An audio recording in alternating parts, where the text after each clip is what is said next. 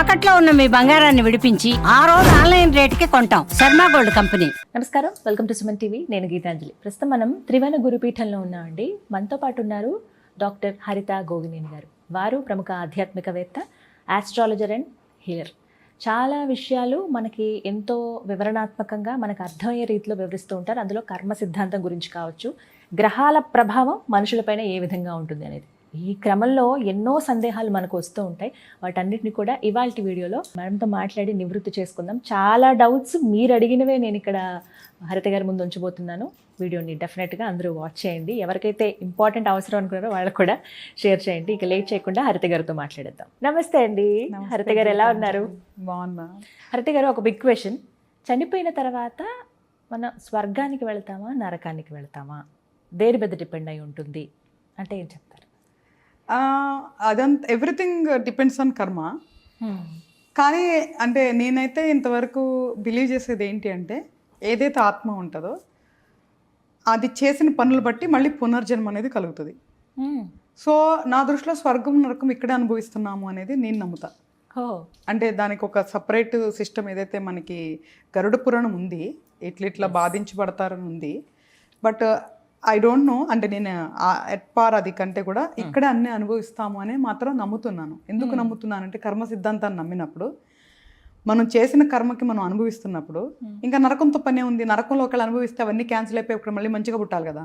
So అది నాకు లాజికల్గా అనిపించట్లేదు. సో కాబట్టి నేను ఇప్పుడు ఆ సిస్టమ్ మీద కమెంట్ చేయను. కానీ కర్మ సిద్ధాంతాన్ని నమ్ముతాను కాబట్టి మంచి చెడు రెండు మనం ఇక్కడే అనుభవిస్తున్నాము అని అయితే నేను పూర్తిగా నమ్ముతాను. సో భూలోకంలోనే స్వర్గం ఉంది, భూలోకంలోనే నరకం ఉంది అనేది నా ఫీలింగ్. డిఫైన్ చేస్తారా ఏది స్వర్గం అంటారు, ఏది నరకం అంటారు? ఫర్ ఎగ్జాంపుల్, ఇప్పుడు ఏదైతే సోల్ మల్టిపుల్ రూపాలు పొందుతుంది, అన్ని రకాల జీవుల్లో జన్మించేస్తుంది. మానవ జీవం ఏదైతే ఉందో, జీవితం ఏదైతే ఉందో అది చాలా అద్భుతమైన జీవితంగా చెప్పొచ్చు. ఎందుకు మనకంటూ మనం అన్ని చేయగలం, ఏదైనా సాధించగలం అంటే అది ఓన్లీ మానవ శరీరంలోనే చేయగలం. మిగతా జంతువుల్లో, పక్షుల్లో, పురుగులుగా ఏం చేయలేం. కాబట్టి ఈ మానవ ఏదైతే జన్మ ఉందో చాలా గొప్ప జన్మ. దాన్ని అందరూ వృధా చేసేసుకుంటున్నారు. సో ఇక్కడ ఏదైతే స్వర్గం నరకం ఉందో, సింపుల్ గా చెప్పాలంటే, ఒక అద్భుతమైన కుటుంబంలో ఒక మంచి తల్లిదండ్రులకి మంచి బిడ్డగా పుట్టడం స్వర్గమే కదా. ఒక మంచి తల్లిదండ్రుల చేతుల్లో అన్ని వసతుల్లో పుట్టి పెరగటం స్వర్గమే కదా.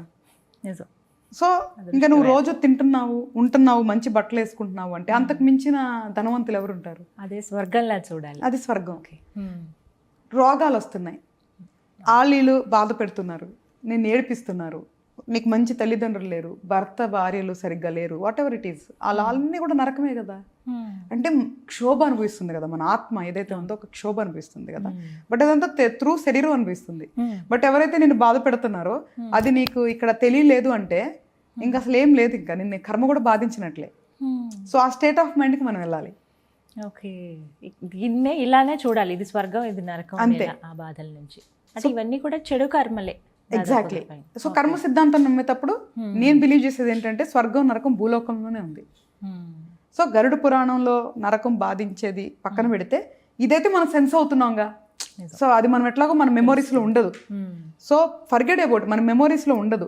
ఇప్పుడు ఏదైతే ఉన్నామో, మనం ఏదైతే ధర్మం పాటించామో, ఏదైతే పాత కర్మని క్యాన్సిల్ చేసుకుంటామో, అట్లీస్ట్ నెక్స్ట్ మాత్రం డెఫినెట్గా స్వర్గమో లేదా మంచి జన్మ అయితే ఉంటుంది కదా, దానికోసం పోరాడదాం అంటున్నా నేను. పోగొట్టుకోగలమా మన కర్మల్ని, మన చెడు కర్మలని? మరి ముఖ్యంగా ఎలా టైం పడుతుంది. ఫస్ట్ మనల్ని మనం జయిస్తే తప్ప కర్మ దగ్గరికి కూడా వెళ్ళలేం మనం. ఎందుకు మనల్ని మనం జయించాలి? అహం ఉండకూడదు, స్వార్థం ఉండకూడదు. అంటే వేరే వాళ్ళు ఇబ్బంది పెట్టకుండా నీ కుటుంబం వరకు నువ్వు బాగోవటం అనేది బ్యాడ్ స్వార్థం కాదు, అది ధర్మం కింద వస్తుంది. మళ్ళీ ఇందాక నేను చెప్పా కదా, స్వధర్మం అంటే ఏంటి? నీ కుటుంబాన్ని నువ్వు పోషించుకోవటం. దానికోసం నువ్వు తప్పులు చేస్తే అధర్మం. తప్పు చేయకుండా నువ్వు నీతిగా నువ్వు ఏదైతే నీ కుటుంబాన్ని పోషించుకుంటావో దాన్ని స్వార్థం అంటారు, దాన్ని స్వధర్మం అంటారు. స్వార్థం అంటే ఏంటి? బియాండ్, అంటే నీకు ఉన్నదానికంటే ఎక్కువ ఆశపడిపోయి ఎవరెవరి దగ్గర దోచుకొని దాచుకొని ఎవరికి ఏం పెట్టకుండా ఉన్నప్పుడు స్వార్థం కింద వస్తుంది అనమాట. కాబట్టి ఆ స్వార్థాన్ని, మనలో ఉన్న అహాన్ని జయించాలి. తప్పుడు మార్గాల ద్వారా సంపాదించాలని కానీ, ఒకళ్ళు ఇబ్బంది పెట్టి సంపాదించాలని కానీ చేయకూడదు. అబద్ధాలు ఆడకూడదు. ఫస్ట్ ఆఫ్ ఆల్ ఒక డబ్బు కోసమన్నా, తిండి కోసమైనా, దేనికోసమైనా అబద్ధాలు ఆడకూడదు. మనకు అందుకే ఇప్పుడు నువ్వు చూస్తే పురాణాలు ఏంటి, ఇంకోటి ఏంటి అన్నా కూడా మనకి చాలా లెసన్స్ ఉన్నాయి. సత్య హరిశ్చంద్రుడు అనే ఒక క్యారెక్టర్ ద్వారా ఉన్నాడా లేదా పక్కన పెట్టు, అంటే సత్యాన్ని వరకు ఎంతవరకు వెళ్తున్నాడు అనేది ఒక క్యారెక్టర్.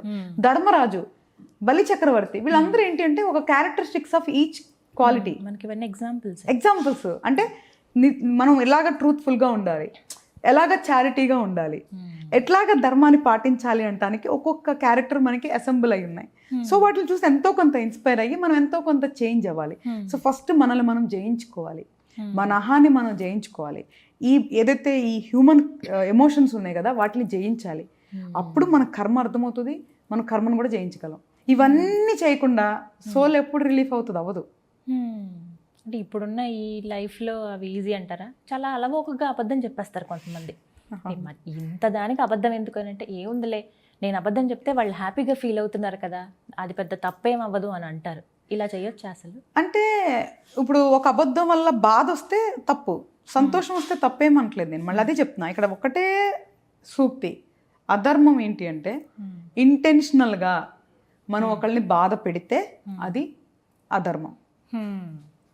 ఇంటెన్షనల్గా వెరీ క్లారిటీ, అంటే నాకు తెలిసి నేను బాధ పెట్టి నాకు తెలిసి నేను తప్పు చేస్తేనే అది కౌంట్ కింద వస్తుంది. Okay, but it is a vast. మనుషులు 99% తెలిసే చేస్తారు కదా. ఇక్కడ అదే వచ్చిందండి హరిత గారు. అంటే తెలిసే తప్పు చేస్తాము, తెలిసే అన్నీ ఇదవుతుంది, తెలుసు కానీ తప్పట్లేదే అనేది ఒక మాట. ఎందుకు? ఏముంది అంటే ఈ శరీరాన్ని పోషించడం కోసమే కదా అన్ని. అవును, ఒక శరీరానికి ఎంత కావాలి? మనం తినే అలవాట్లు మన బట్టి ఉంటాయి. ఇప్పుడు నేను గుప్పుడే తింటా, నాతో ఈక్వల్ ఉన్న శరీరం వాళ్ళు ఇంకెక్కువ తినొచ్చు. అది వాళ్ళ అలవాట్లు, వాళ్ళు చేసుకునేది. నువ్వు ఉన్న దాంట్లో తృప్తిగా ఉండకుండా లేనిపోయిన కోరికలకి వెళ్ళిపోయి, లోన్లు తీసుకొని ఈఎంఐలకి వెళ్ళిపోయి, వాళ్ళతో వీళ్ళతో కంపీట్ అయిపోయి, దానికి తగ్గ ఫోన్లు కొనుక్కొని, దానికి తగ్గట్టు వాహనాలు కొనుక్కొని నీ జీవితాన్ని నువ్వు కదా పాడు చేసుకుంటున్నావు. ఉన్న దాంట్లో ఎలా తృప్తిగా ఉండాలి అనేది ఫస్ట్ అర్థం చేసుకోవాలి మనం. ఈ మెటీరియలిస్టిక్ వరల్డ్ మీద ఆ మోహం తగ్గాలి. అందుకే నువ్వు జయించుకోవడం అంటే చిన్న విషయం కాదు. చాలా అసలు మనల్ని మనం జయించుకున్నాం అంటే ప్రపంచాన్ని జయించినట్లే. నీకు అన్నీ ఏమంత పెద్దగా కనిపించదు. అదే చెప్తాను, నువ్వు ప్రతి ఒక్కరిని క్షమిస్తావు, ప్రతి ఒక్కరిని క్షమిస్తావు. సో ప్రతిదీ నీకు చాలా చిన్నగా అనిపిస్తుంది, ఏది బాధించదు ఒక స్టేజ్కి వచ్చేసిన తర్వాత. బట్ అక్కడికి వెళ్ళాలి అంటే మాత్రం ఒక యుద్ధం, అంటే నీతో నువ్వు చేసే ఒక పెద్ద యుద్ధం అది. కానీ చేస్తేనే మనం బియాండ్ లైఫ్ చూడగలం. లేదా లేచినాము, మన తల్లిదండ్రులు సాటిస్ఫై చేసినాము, ఏదో పెళ్ళం బిడ్డలను మొగుడును సాటిస్ఫై చేసాము, మన స్నేహితులు అబ్బా వాడు తోపు అని కాలు ఎగరేసాము, 4 ఈఎంఐలు కట్టాము, 40 సంవత్సరాలు 50 సంవత్సరాలు 60 సంవత్సరాలు బతుకుతాము, తర్వాత పోతాము. యానిమల్స్ పురుగులు పుడుతూనే పోతున్నాయి, మనం అంతేనా? కాదు, మనిషి చాలా చేయొచ్చు. సో ఆ మనిషి ఫస్ట్ కర్మని జయించాలంటే ఫస్ట్ మనల్ని మనం జయించాలి, ఆ తర్వాతే మిగతా. అవును. కొంతమందికి ఏంటంటే కొన్ని డ్రీమ్స్ ఉంటాయి, అవి అసలు ఎంతకి ఫుల్ఫిల్ అవ్వవు. అందులో ఫస్ట్ కేటగిరీ ఏముంటుందంటే వాళ్ళ పిల్లల ద్వారా అవి నెరవేరుతూ ఉంటాయి. కొంతమందికి అది కూడా ఉండదు. అంటే ఇంక జీవితాంతం, ఫర్ ఎగ్జాంపుల్ ఒక ఇల్లే అనుకుందాం మనం, నాకు ఇల్లు కట్టుకోవాలనేది ఒక కోరిక, చిన్న ఇల్లు, అది ఏదైనా పర్వాలేదు ఉండడానికి ఒక గూడని. ఎంత ప్రయత్నిస్తారో, వాళ్ళ లైఫ్ అంతా కష్టపడతారు, కానీ వాళ్ళు చనిపోయే కూడా అసలు అది ఆ డ్రీమ్ నెరవేరదు. ఇది దేని గురించి జరుగుతుంది ఇలా? ఇదే నేను చెప్పింది, మెటీరియలిస్టిక్ వరల్డ్ అంటే ఏంటంటే ఏదైతే నీ చుట్టూతో ఉన్న వస్తువులతో నీకు అనుబంధం ఉంటాం, కోరిక, అనుబంధం. అంటే కోరికలు కాదు, మెటీరియల్స్ వేరు, కోరికలు వేరు.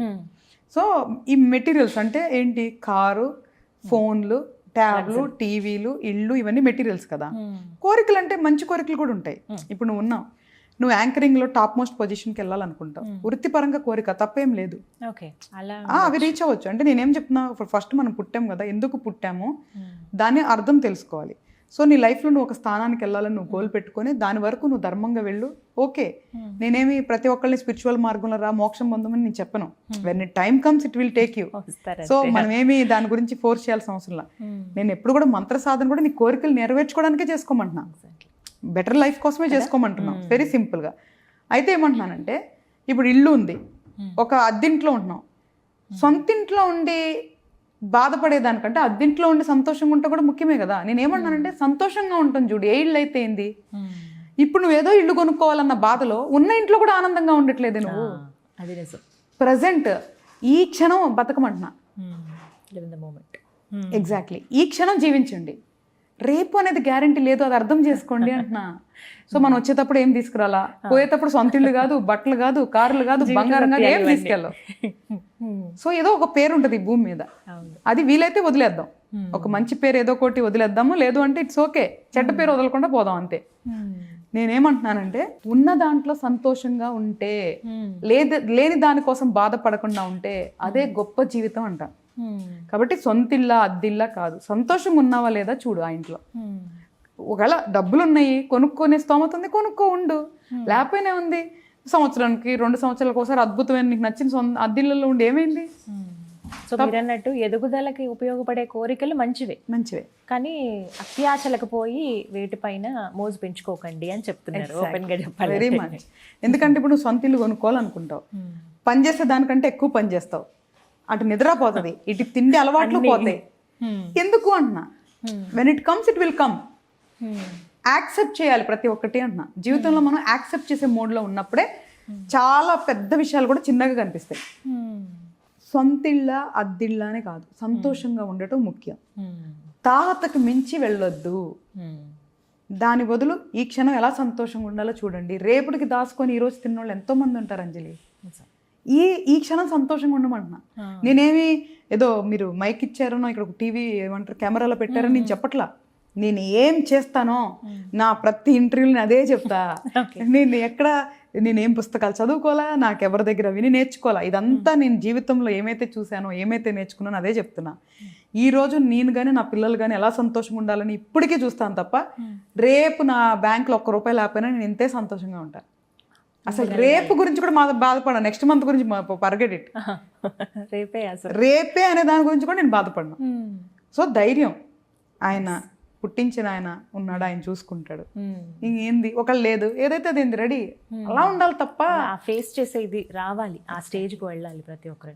పిల్లలకి మనం నేర్పించవచ్చా అండి కర్మ సిద్ధాంతం గురించి? ఇంకంటే వాళ్ళ స్టేజ్కి అది ఎక్కువ అవుతుందా చెప్తే? ఎందుకంటే పిల్లలు ఆ మాటలు మాట్లాడితే నీకు ఈ వయసులో ఎందుకు పెద్ద పెద్ద మాటలు, వెళ్ళి చదువుకో, వెళ్ళి ఆడుకో, ఇలా చెప్పేస్తూ ఉంటాం మనం.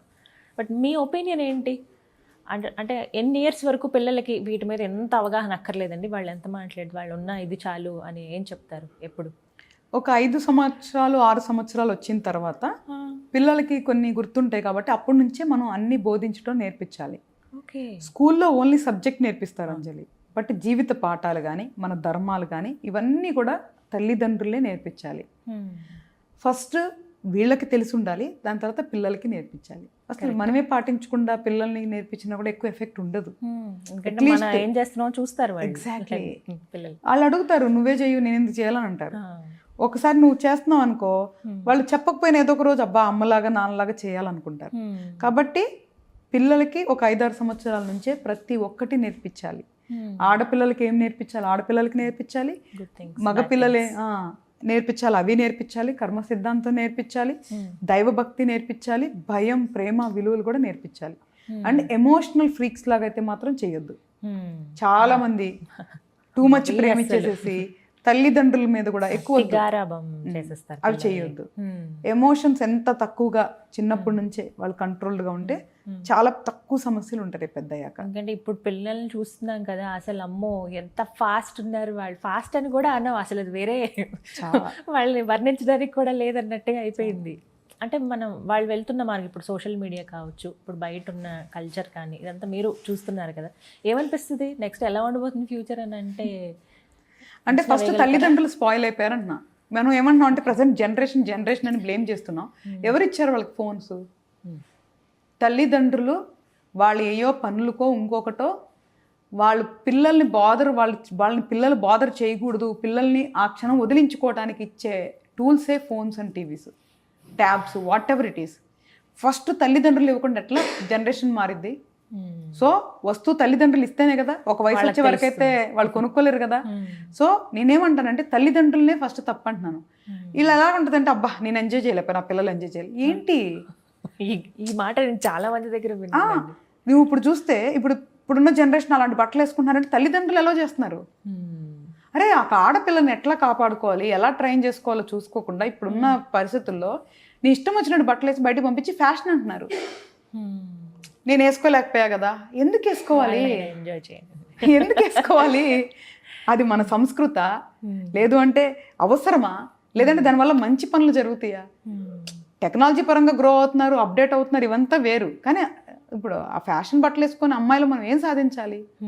ఫ్యాషన్ కూడా నిండుగా ఉండే బట్టలు వేసుకోవచ్చు కదా. సో సగం తల్లిదండ్రుల వల్లే జనరేషన్ చెడిపోతుంది తప్ప జనరేషన్ వల్ల జనరేషన్ చెడిపోట్లా. వాళ్ళకి అలాంటివన్నీ ఇచ్చే వాళ్ళే పేరెంట్స్. అవి ఫస్ట్ ఆపాలి.